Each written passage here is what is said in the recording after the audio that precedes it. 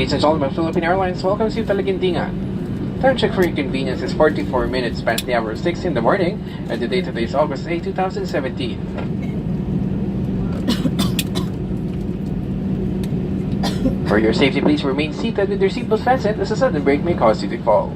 Do not remove the items from the overhead bins until the aircraft has come to a complete stop. Please check areas around you for items you might leave behind. Please be reminded that voice calls are permitted only after the doors have been opened.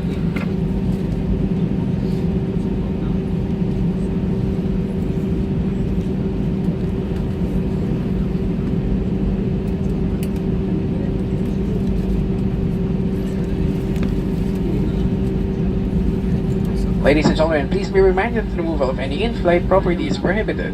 Kindly leave these items in its compartment for the benefit of our next passengers. Infant's life vest will be collected after passenger disembarkation. For more information, you may find our best fares and latest promotions at our website, philippineairlines.com.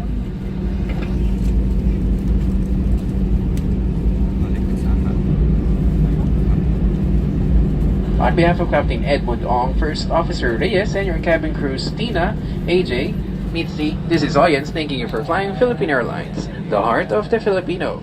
Mabuhay at maraming salamat po!